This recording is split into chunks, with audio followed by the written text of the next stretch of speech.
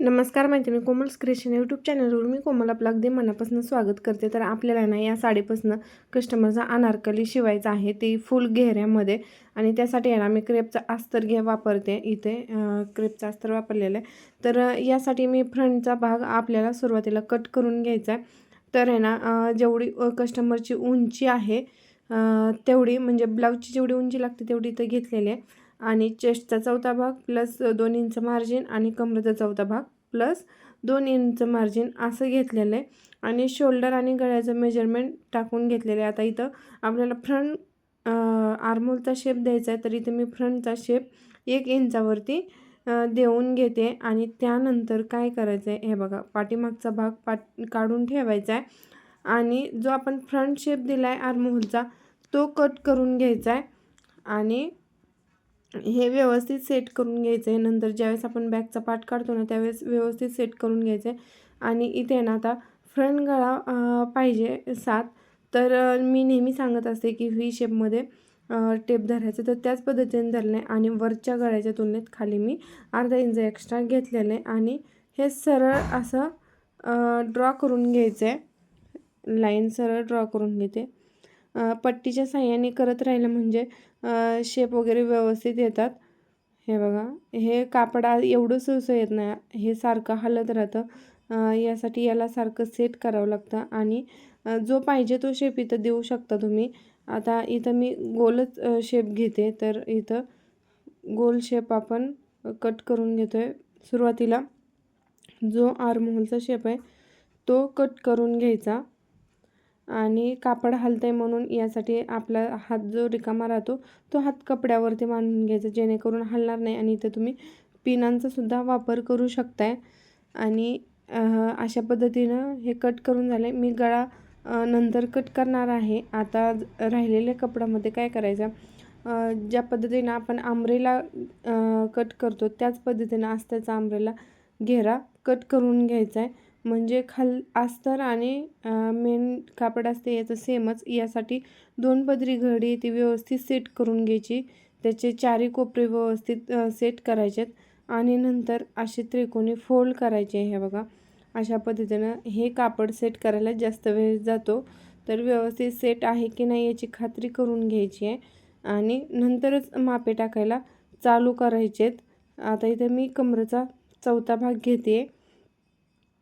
आणि आपल्याला इथं कमरेपाशी पण गोलाकार देऊन घ्यायचा आहे. हे मग अशा पद्धतीने टेप फिरून मी गोलाकार देऊन घेते, जेणेकरून कमरेपाशी व्यवस्थित बसेल आणि दिसेल यासाठी. ठीक आहे. तर आता आपण आपल्याला किती उंची पाहिजे त्यातून आपण वरती किती इंच सोडले ते इथं सोडून द्यायचं. आणि मेन जी उंची असते, प्रॉपर उंची जी पाहिजे त्याच्यापेक्षा 3 इंच कमी इथं अस्तरवर घ्यायचं आहे. कारण अस्तर हे थोडंसं वरतीच उंच कट केलेलं असतं आहे, म्हणून इथं जेवढी उंची त्याच्यापेक्षा मी 3 इंच कमी घेते. आणि अशा पद्धतीने टेप धरून गोलाकार शेप देऊन घेते, हा अम्ब्रेला शेप. आता हे कट केल्यानंतर व्यवस्थित दिसतं. जे आपण मार्क केले ते व्यवस्थित एकावर एक आहे का नाही याची गॅरंटी करून घ्यायची. आणि नंतर हळूहळू कट करून घ्यायचं. ज्या पद्धतीनं जसा शेप दिला आहे त्या पद्धतीनं कट करून घ्यायचं आहे. आणि इथं माझ्याकडनं फोल्ड करायला 1 इंच घ्यायचं राहिलं होतं, ते 1 इंच सोडून मी कट करते. आणि आता जी आपली साडी आहे त्या साडीला लेस वगैरे असेल तर अशा प्रकारे लेस काढून घ्यायची आहे. हे बघा, आणि ही साडी वापरलेली आहे. या साडीला फॉलसुद्धा लावला आहे. खरं तर लेस आणि फॉल काढायला जास्त वेळ जातो, तर इथं मी लेस आणि फॉल काढून घेते. मी अगोदरच याच्या शिलाई होते त्या लूज केल्या होत्या, म्हणजे मला परत वेळ लागणार नाही म्हणून. आता फॉल पण काढून घेते. जर नवीनच साडी असेल तर बेस्टच आहे, असा काही त्रास होत नाही नवीन साड्यांमध्ये. ज्यावेळेस वापरलेली साडी असते त्यावेळेस फॉल काढायला आणि त्रास होतो. त्रास म्हणजे की तो फॉल व्यवस्थितच काढावा लागतो आहे. एक जरी आपण धागा ओढून काढलं तर साडी फाटण्याची शक्यता असते त्यामुळं. आणि इथं काय करायचं, आपण पुढचा आणि मागचा भाग कट करून घेतला ना तशी घडी सेट करायची. पण घडी सेट करताना काय करायचं आहे, फुलांची डायरेक्शन बघायची आणि मगच घडी सेट करून घ्यायची आहे. हे बघा मग मी बघितलं होतं तर आडवी ही फुलं होत होती, आता ही उभा. म्हणजे हे आपण ठरवून घ्यायचे की उभा छान वाटते की आडवं छान वाटते आणि त्यानुसारच हे बॅक आणि फ्रंटचे पार्ट आहेत ते ठेवायचेत आणि कटिंगच्या वेळेस एक्स्ट्रा कट करून घ्यायचे. ठीक आहे, तर अशा पद्धतीनं हे दोन्ही पार्ट मी ठेवलेले आहेत आणि कट करून घेऊया. ठीक आहे, तर हे साडीचं ज्यावेळेस कट करत असतो ना आपण, त्यावेळेस खरंच त्रास होत असतो. म्हणजे होतो याचा त्रास की ते पुढं मागं हलतं आणि हे सगळे पार्ट आहेत ना एकावर एक ठेवून घ्यायचे. आणि आता बाहीसाठी आहे अशीच फुलांची डायरेक्शन ठेवते मी बाहीसाठी. आणि हे 4 पदरी करून घेतलेलं आहे मी बाहीसाठी घडी. अगोदर आपण फ्रंट पार्ट आणि बाही कट करून घेणार आहे आणि नंतर राहिलेलं ह्यामध्ये घेरा कट करून घेणार आहे. हे बघा अशा पद्धतीनं एवढं बाहीसाठी लागतं तर तेवढं कट करून घेतले. आणि आता इथं बाहीचं माप टाकून घेणार आहे मी. इथं फुल बाही पाहिजे मनगटापर्यंत आणि बाहीला इथं इलॅस्टिक पाहिजे आहे, तर मी त्यासाठी एक्स्ट्रा थोडं मेजरमेंट बाहीपेक्षा एक्स्ट्रा मेजरमेंट घेते, जेणेकरून इलॅस्टिक लावल्यानंतर बाही आपल्याला व्यवस्थित दिसली पाहिजे, चुन्या पण आल्या पाहिजेत त्यामध्ये, म्हणून. हे बघा आता इथं आपण बाही जी आहे ते 2.5-3 इंचाचा इथं खड्डा देत असतोय, तर मी इथं 2.5 इंचाचा खड्डा दिलेला आहे. आणि अशा पद्धतीनं बाहीचा शेप देऊन घेते. ह्या सिल्क साड्यावर ज्यावेळेस आपण चॉकनी ड्रॉ करत असतो त्यावेळेस पण त्रास होत असतो. म्हणजे काय होतात, ड्रॉ करत असताना ना कापड हलतं, खालचं वरचं कापड हे हलतं. यासाठी इथं पिना लावून घेतल्या, पिनांनी सिक्युअर केलं तरी चालतं आहे. इथं आता बाहीची फिटिंगचं मेजरमेंट टाकलं आहे मी. आणि आता एक्स्ट्रा मार्जिनचा पण इथं माप टाकणार आहे. एक्स्ट्रा मार्जिन मी इथं 1.5 इंच ठेवलेलं आहे. हे बघा आणि खरंच क्लासी दिसतात बरं का. साडीचे 1 पीस असतात ते घालायला क्लासी दिसतात.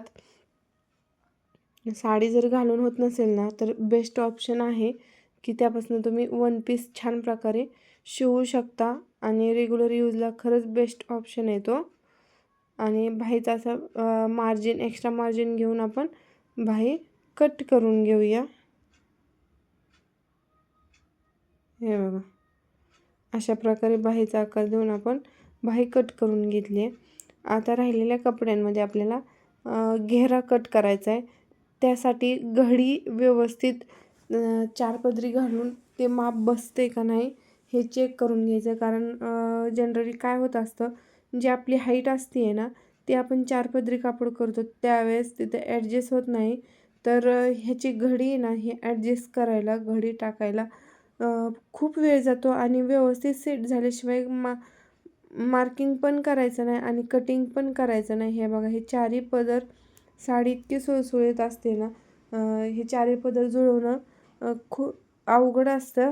आणि याचा प्लेटिंगचा पण अनारकली छान दिसतो, 1 पीस असो अनारकली असो छान दिसतो. पण काय वेळेस कस्टमरला हे प्लेटी नको पाहिजे असतात, प्लेन पाहिजे असते. तर जे आपण अस्तर कट करून घेतलं होतं ते अस्तर घेणार आहे आपण. आणि इथं अस्तर पण आपण 4 पदरी घेऊन इथं मार्क करणार आहे आणि कटिंग करून घेणार आहे.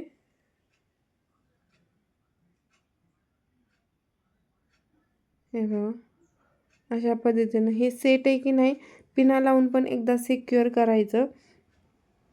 हे बघा जागोजागी, जेणेकरून काय होतं आता इथं मार्क करणं तर गरजेचंच आहे. आपण टेप फिरवून सगळीकडनं 4ही बाजूने टेप फिरवून आपण मार्क करून घेणार आहे.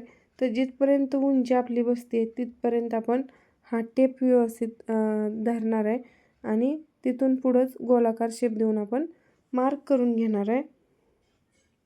हे बघा अशा पद्धतीनं. आता इथं ना उंचीपेक्षा आपल्याला 1 इंच एक्स्ट्रा घ्यायचं, कारण पिकोसाठी अर्धा इंच आणि वरती जोडण्यासाठी अर्धा इंच असं एक्स्ट्रा करून घ्यायचं आहे. हे बघा जागोजागी आणि वरून पण टेप हलला नाही पाहिजे. आपण वरून जेवढी उंची सोडलेली होती वरच्या भागासाठी तेवढी उंची सोडायची आणि मगच खाली गोलाकार देत राहायचं आहे. तर अशा पद्धतीनं हा टेप फिरवून पूर्ण गोलाकार पूर्ण कपडावर कट करून घ्यायचं आहे.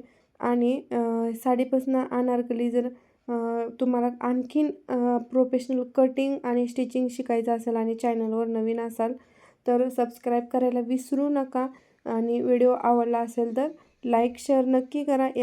याचं स्टिचिंग जर पाहायचं असेल तर सबस्क्राईब नक्की करा. आणखीन तुम्हाला स्टिचिंग आणि नवीन कटिंगचे व्हिडिओ पाहायला मिळणार आहेत. त्यासाठी अगोदर आपल्या चॅनलला सबस्क्राईब आणि लाईक शेअर नक्की करा. चलो बाय.